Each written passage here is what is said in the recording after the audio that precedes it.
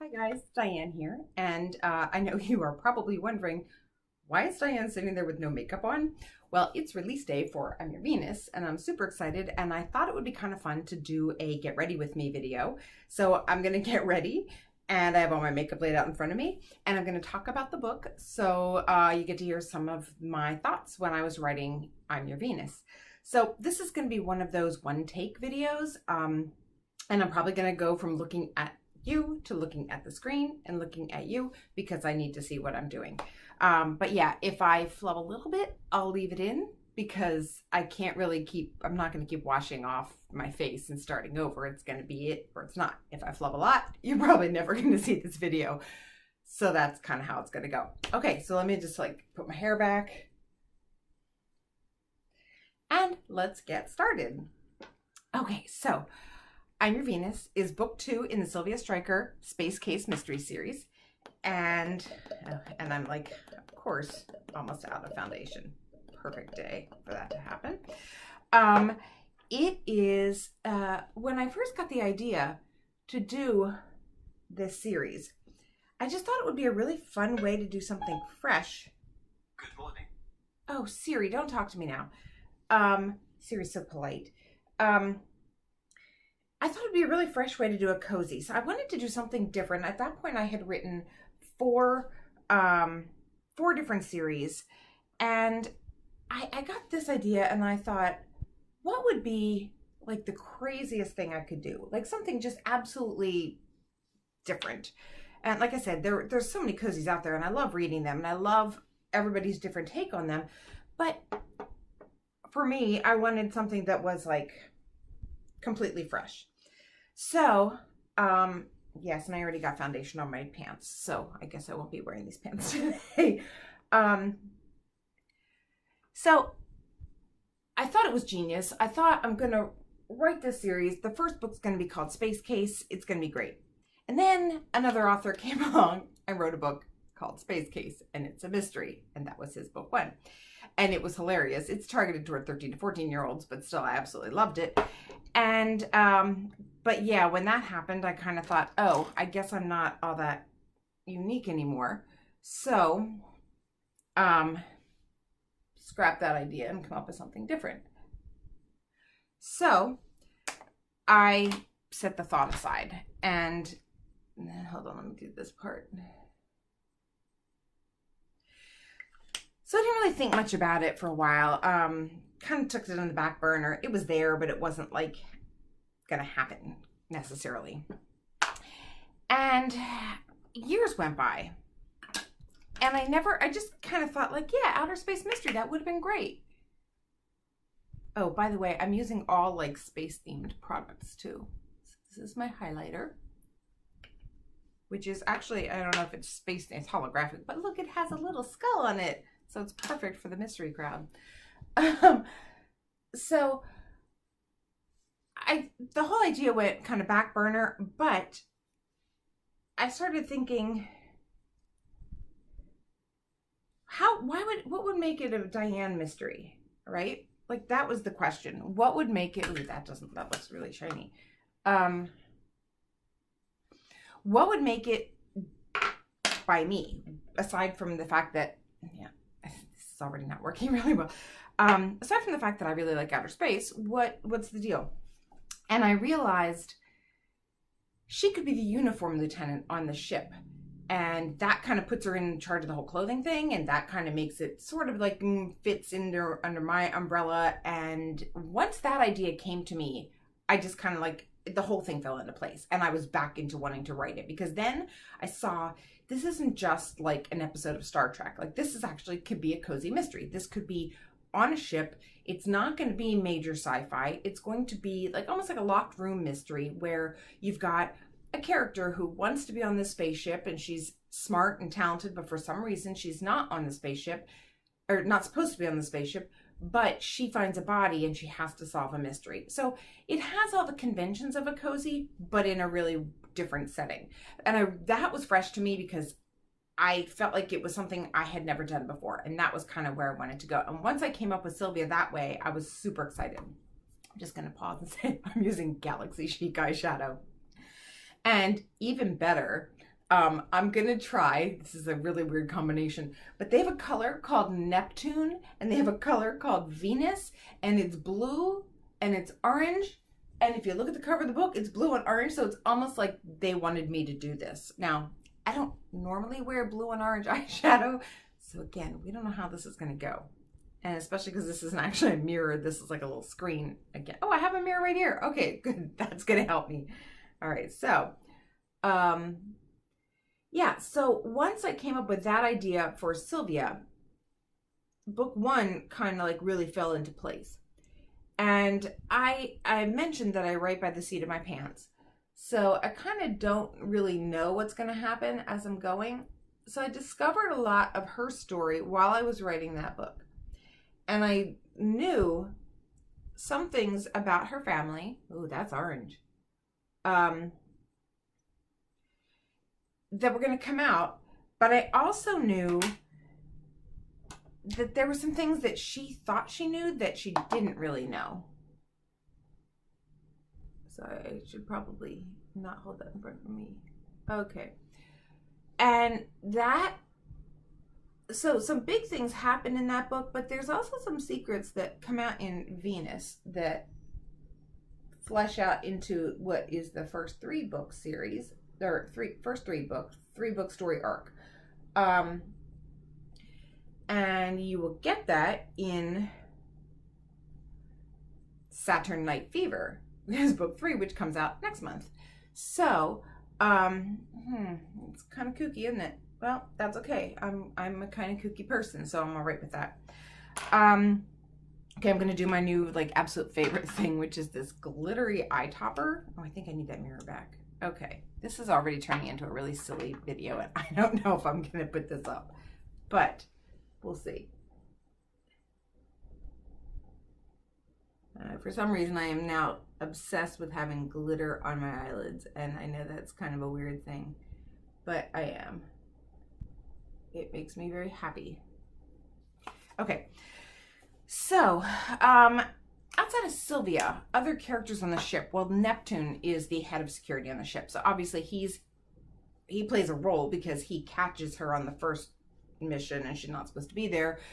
And it's his job to catch people who aren't supposed to be there. So he's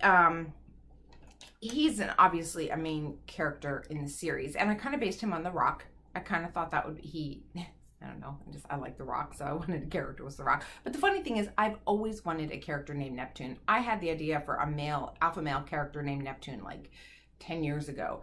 And I didn't really know what series I was going to put him in. I didn't know where it was going to be. And I just thought, it's kind of a cliche.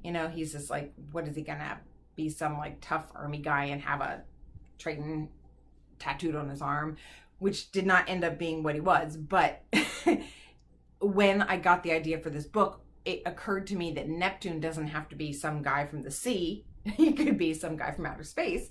And that worked really well. So there's Neptune. And so he's obviously back in I'm Your Venus.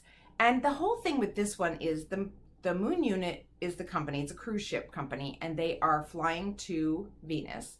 It's a tourist ship. But the thing is, the closer you get to Venus, the more there are these people start feeling amorous and frisky, and that becomes a little bit of a problem for Sylvia in the middle of this murder investigation that she's doing. So, okay, I don't know if I can talk and do eyeliner at the same time. So I should probably pause, but I'm not. Oh, because this is a get ready with me, so I shouldn't pause because that's the whole point. I have mentioned before that I really enjoy watching makeup tutorials and makeup videos. So this is kind of my fun way of doing that. And I know I'm making kind of a weird expression, but that's just how it goes. Oh, that orange and blue didn't turn out way too crazy. All right. Let's see, mascara. So who else is on the ship? Well, they're on their way to Venus, so there are Venusians. One of them is the winner of a publicity contest that, since the last Moon Unit, there were a lot of problems in the last Moon Unit. and the company stock really went down and plummeted. So a new company bought the old company, and they came up with a publicity contest to kind of distract everybody from the fact that a murder happened the last time they had a trip.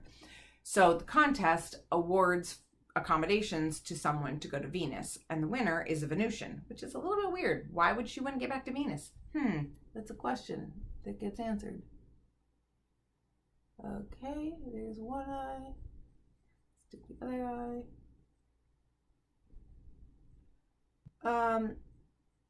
What else? Well, there are Martians. Martians are little green men. And there was a Martian in the first book, and there's a Martian in this book, and there's Martians in the next book, because you can't have an outer space mystery without Martians.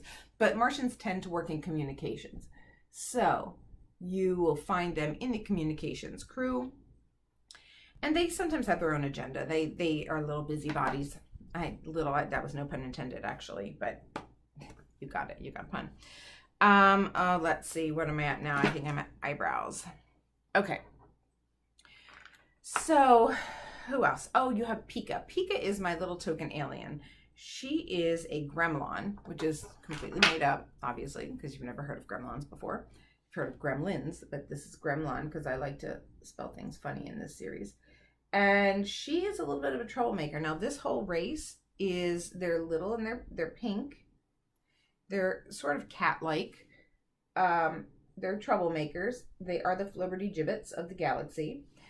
They tend to work in the entertainment industry, and they're not really good at defending themselves. So what you get is a really youthful species of alien, because they're not good at defending themselves. So really, when somebody's attacking them, they kind of just give up and they curl up into a little ball, and whoever's attacking them takes full advantage of them, and that's the end of the gremlin. So the Federation Council kind of like gave them their own colony, and they live there where pretty much nobody bothers them, because they're not good for anything. They don't make good slaves. They don't follow direction. They don't work well. They're very easily distracted. They're kind of like ADD all the time. So, but Pika snuck onto the last moon unit, and she's back. So she is, she returns as well. I swear, I mean, I put an eyebrow on, but it isn't showing up.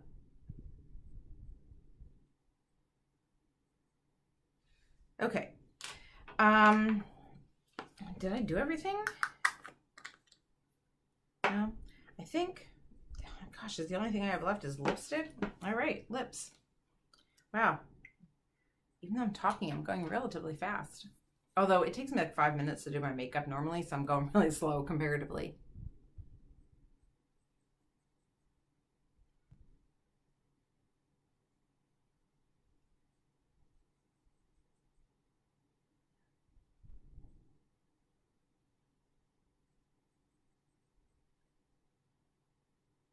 This is not an outer space themed lipstick. This is Pillow Talk, which is a Madison Light themed lipstick, but I figured if I was doing the blue and orange on my eyes, I needed to go kind of tone down.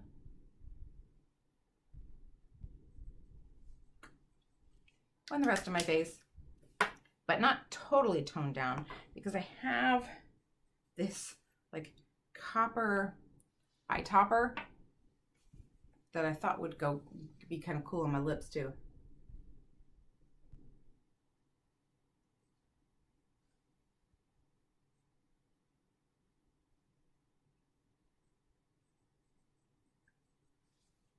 Okay, and last thing I'm going to do is some nice super gloss.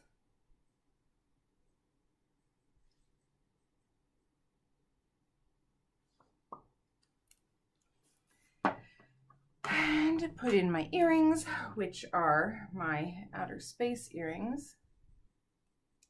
I know, doesn't everybody have outer space earrings? It just seemed totally normal to me.